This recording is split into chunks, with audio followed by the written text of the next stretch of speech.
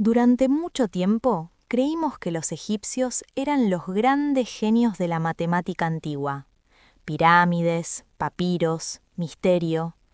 Pero mientras mirábamos hacia el Nilo, el verdadero laboratorio del cálculo estaba floreciendo entre el Tigris y el Éufrates. En la década de 1930, un matemático e historiador llamado Otto Neugebauer comenzó a estudiar miles de tablillas de arcilla que acumulaban polvo en museos como el Louvre, el British Museum y la Universidad de Yale. Y descubrió algo extraordinario. No eran simples cuentas de almacén, eran alta matemática. Mientras los egipcios escribían en papiro, los babilonios escribían en barro. Incómodo, sí, pero 4000 años después, el barro seguía hablando.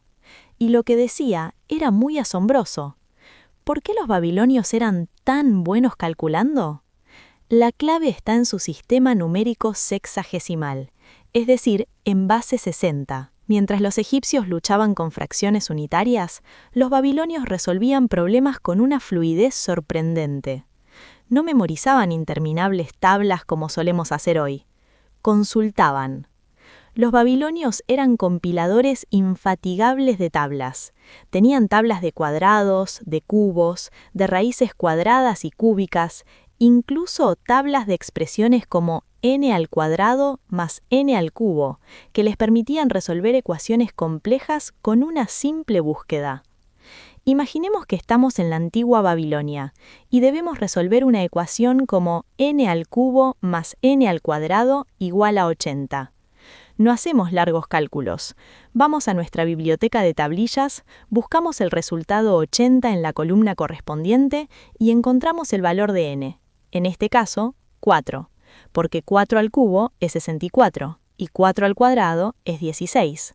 64 más 16 es 80. Así pensaban. Pero cuando los historiadores modernos leen estas tablillas, no ven las cuñas originales, ven algo como esto. ¿Qué significa? La coma separa posiciones. En base 60, cada posición hacia la izquierda vale 60 veces más que la anterior. Por ejemplo, el número 1,10 significa 1 por 60 más 10. Es decir, es el número 70 en nuestro sistema decimal. Si vemos 1,10,2, estamos ante 1 por 60 al cuadrado más 10 por 60 más 2. Eso equivale a 4202 en nuestro sistema. Por otro lado, tenemos el punto y coma. El punto y coma es nuestro equivalente a la coma decimal. Todo lo que esté a su derecha son fracciones, 60avos, 3600avos y así sucesivamente. Por ejemplo, 0, punto y coma, 30 significa 30 dividido 60, es decir, exactamente 0,5. Veamos ahora el número completo. Tenemos un 1 en la posición de los 60s. Eso es 1 por 60, que es igual a 60. Tenemos un 24 en la posición de las unidades. Eso es 24. La parte entera suma 84. En la parte fraccionaria tenemos 3 dividido 60 más 20 dividido 3600. Así se traduce el pensamiento babilónico al nuestro. Pero también podemos hacer el camino inverso. Supongamos que queremos escribir este número en notación babilónica moderna. Para la parte entera usamos divisiones sucesivas por 60. 3722 dividido 60 da 62, con resto 2. Ese 2 es la primera cifra. Ahora hacemos 62 dividido 60, que da 1 con resto 2. Ese 2 es la segunda cifra. El 1 restante es la tercera cifra. La parte entera queda entonces así.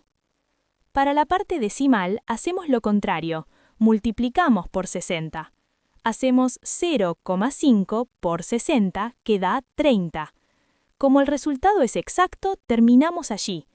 El número completo en notación babilónica moderna es este.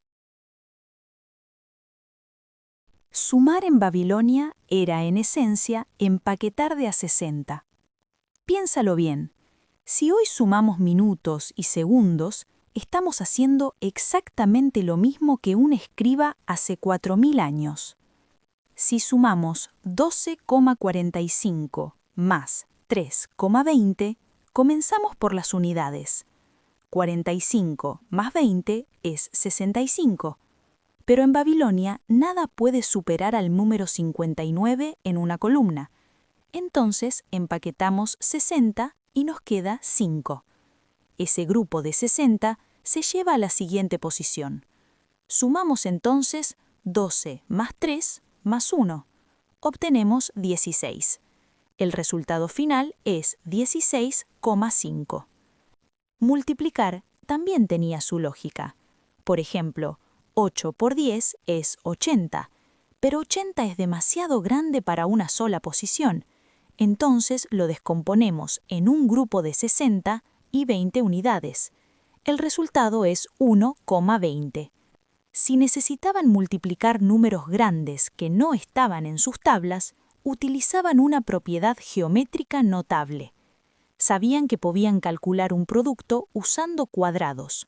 Multiplicaban sumando los números, buscando el cuadrado de la suma, restando los cuadrados individuales y dividiendo por 2. Multiplicar era, en el fondo, saber consultar bien las tablas. Dividir, en cambio, consistía en multiplicar por el recíproco. Si querían dividir por 2, buscaban el recíproco de 2 y multiplicaban. Pero no todos los números eran iguales. Un número era regular si su recíproco era finito en base 60. Estos números solo tenían como factores primos al 2, al 3 y al 5, los mismos que construyen al 60. Otros números, como el 7 o el 11, eran irregulares. Sus recíprocos eran infinitos. En esos casos, los escribas recurrían a aproximaciones ingeniosas o simplemente anotaban que no tenía recíproco. Gracias a este sistema, desarrollaron una precisión extraordinaria. Un ejemplo impresionante está en la famosa tablilla YBC7289, donde calcularon la raíz cuadrada de 2 con una exactitud de 6 decimales correctos, un nivel de precisión que no volvería a verse hasta muchos siglos después.